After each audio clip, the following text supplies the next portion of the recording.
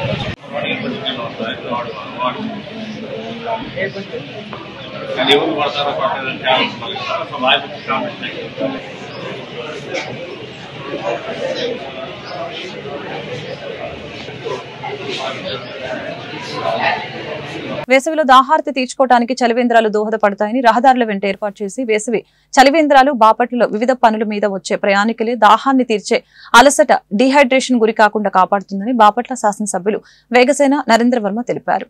కార్యక్రమంలో తెలుగుదేశం పార్టీ నాయకులు బూర్లె రామసుబ్బారావు, జిట్టా శ్రీనివాసరావు తదితరులు పాల్గొన్నారు.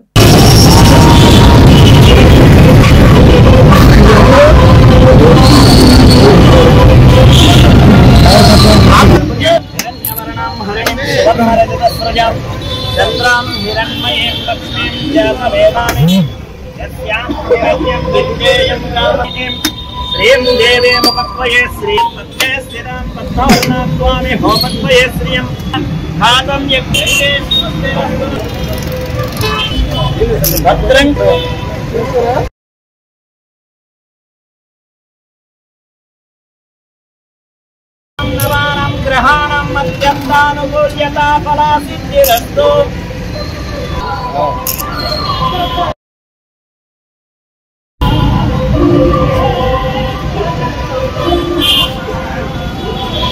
అమృతలూరు మండల పరిధిలోని ప్యాపరు గ్రామంలో శ్రీ షిరిడి సాయి పర్తిసాయి ధ్యాన మందిరం రజతోత్సవ వేడుకలు ఘనంగా జరిగాయి. ఈ సందర్భంగా ఆలయంలో ఏకాదశి, రుద్రాభిషేకం, అష్టోత్తర పూజ తదితర కార్యక్రమాలు నిర్వహించారు.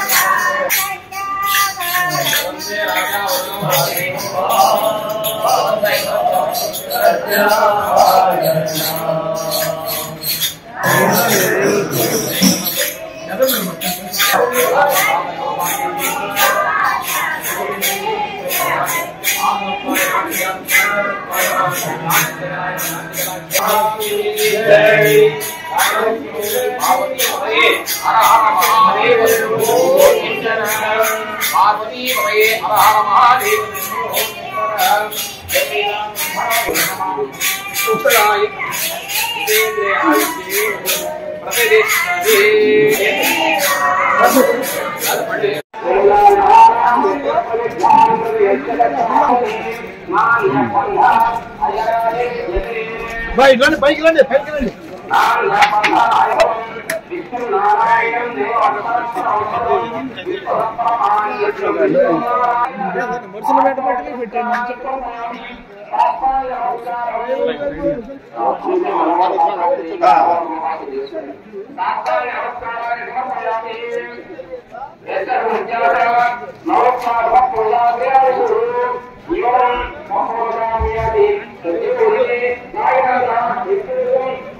Saint Ann's college of engineering and technology చీరాలలో నేచురల్ లాంగ్వేజ్ ప్రొసీడింగ్ పై ఫ్యాకల్టీ డెవలప్మెంట్ ప్రోగ్రామ్ నిర్వహిస్తున్నట్లు కళాశాల secretary Vanama Ramakrishnarao correspondent S Lakshmanarao తెలిపారు. నేచురల్ లాంగ్వేజ్ ప్రాసెసింగ్ పై ఫ్యాకల్టీ డెవలప్మెంట్ ప్రోగ్రామ్ ని కళాశాల కంప్యూటర్ సైన్స్ అండ్ ఇంజనీరింగ్ విభాగం మరియు national institute of technology Warangal వారి సహకారంతో నిర్వహిస్తున్నట్లు కళాశాల ప్రిన్సిపల్ జగదీష్ బాబు తెలిపారు. ఎన్టీఆర్ వైద్య సేవా మిత్రులు పనిచేస్తున్న ఫీల్డ్ లెవెల్ సిబ్బందికి మినిమం స్కేల్ విధానం ఉద్యోగ భద్రత కల్పించాలని ఎన్టీఆర్ సేవా మిత్ర జిల్లా కోఆర్డినేటర్ బడుగు రాజు డిమాండ్ చేశారు. సోమవారం ప్రజావాణిలో జిల్లా కలెక్టర్ కి ఎన్టీఆర్ సేవా మిత్రులు పనిచేస్తున్న ఉద్యోగులతో కలిసి వినతి పత్రం అందజేయడం జరిగింది. మేము 17 సంవత్సరాల నుంచి ఈ స్కీమ్ కొరకు ఎంతో కష్టపడి అహర్నిశలో శ్రమించి ఈ స్కీమ్ని ఎంతో వృద్ధిలోకి తీసుకొచ్చాము. అప్పటి నుంచి కూడా మాకు సరైనటువంటి వేతనాలు లేక సరైనటువంటి కేడర్ లేక ఇబ్బంది పడుతూ ఉన్నాము. మాకు ఇప్పటికి కూడా సరైనటువంటి వేతనం కానీ గవర్నమెంట్ సరైనటువంటి సదుపాయాలు కానీ కనీసం కాంట్రాక్ట్ ఎంప్లాయీస్కి వర్తించేటువంటి ఎటువంటివి కూడా మాకు వర్తింపజేయకుండా ఉన్నారు. మేము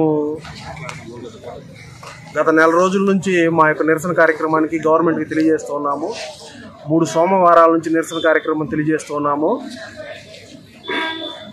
ఈ నెల 12వ తారీఖున మమ్మల్ని చర్చలకు పిలిచారు. చర్చలు విఫలం అవడం వల్ల ఈ సోమవారం రోజున మేము మా కార్యక్రమాన్ని యథావిధిగా కొనసాగిస్తూ ఉన్నాము. ఇక్కడ ఉన్నటువంటి వారు బాపట్ల జిల్లాకు సంబంధించిన వైద్య మిత్రాలు. మేము ఈ నిరసన ద్వారా ప్రభుత్వానికి మా యొక్క బాధను తెలియజేస్తున్నాము. కానీ ప్రభుత్వం మీద మేము ఎటువంటి వ్యతిరేక కార్యకలాపాలు కానీ ప్రభుత్వానికి ఎటువంటి చెడ్డ పేరు తీసుకొచ్చే కార్యక్రమాలు కానీ మేము చేయడం లేదు. ఇది ఒక శాంతియుతంగా గాంధేయవాద పద్ధతుల్లో ఈ యొక్క నిరసన కార్యక్రమాన్ని తెలియజేస్తూ మాకు ఇవ్వాల్సినటువంటి క్యాడరు జీతం యొక్క పెంపుదల ఈ 2 ఇవ్వాలని, చనిపోయిన విధి నిర్వహణలో చనిపోయిన మిత్రాలకు 15 లక్షల ఎక్స్‌గ్రేషియో, ఉద్యోగ భద్రత, ఉద్యోగ విరమణ తర్వాత 10 లక్షల రిటైర్మెంట్ బెనిఫిట్స్ వర్తింపజేయాలని గవర్నమెంట్కి సానుకూలంగా శాంతియుతంగా తెలియజేస్తున్నాం. Thank you. బాపట్ల జిల్లా చీరాలలో కూటమి నాయకులు అమరజీవి పొట్టి శ్రీరాముల జయంతి వేడుకల్ని ఘనంగా నిర్వహించారు. ఈ సందర్భంగా తెలుగుదేశం పార్టీ పట్టణ అధ్యక్షులు గజవల్లి శ్రీనివాసరావు మీడియాతో మాట్లాడారు.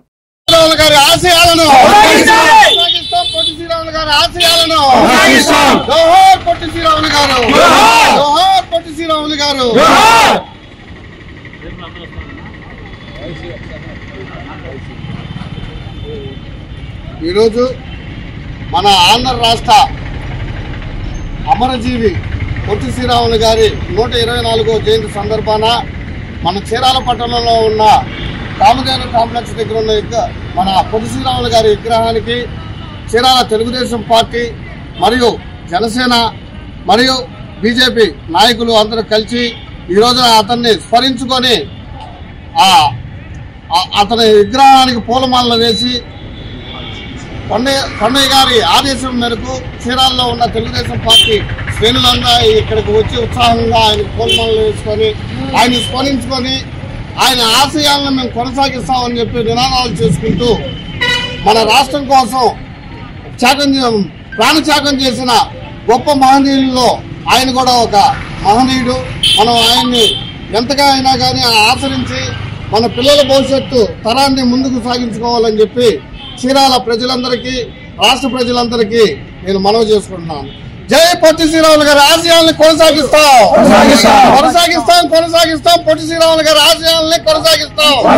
సముద్రాల రాఘవాచారి సినిమా సంభాషణల నిఘంటువు అని రావూరి నరసింహవర్మ తెలిపారు. బాపట్ల పట్టణంలోని జమేదారుపేటలో గల సాహితీ భారతి కార్యాలయంలో సముద్రాల రాఘవాచార్య 57వ వర్ధంతి సభని నిర్వహించడం జరిగింది. కార్యక్రమంలో సాహితీ భారతి ఉపాధ్యక్షులు మరి మాల్యాద్రిరావు, ఎం జాకబ్, బొడ్డుపల్లి శ్రీరామ్ తదితరులు పాల్గొన్నారు.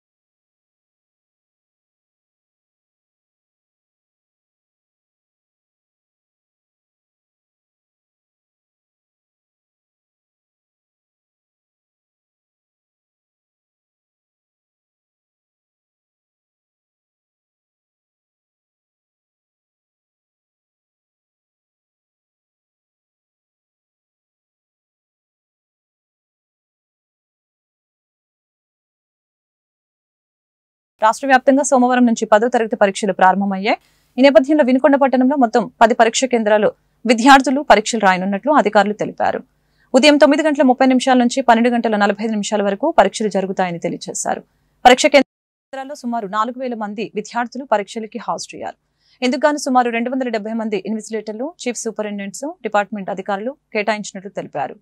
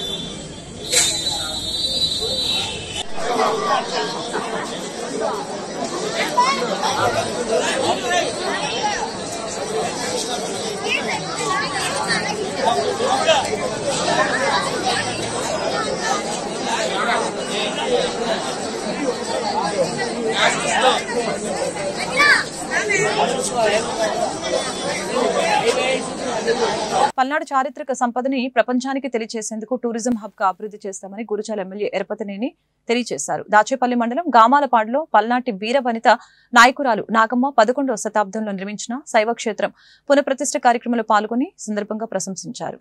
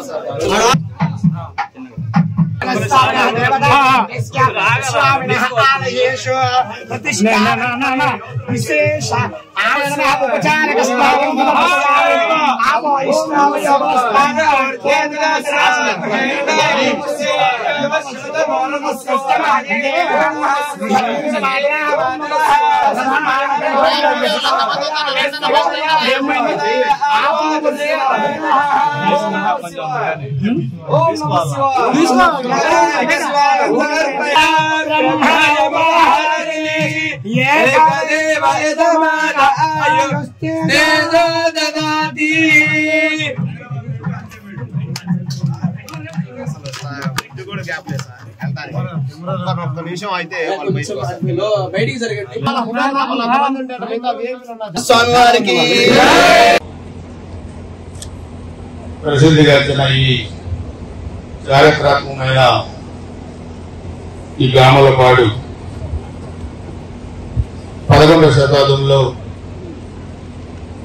నాయకురాలు నాగమ్మ గారు ప్రదర్శించిన ఈ దేవాలయాన్ని ఈరోజు మరలా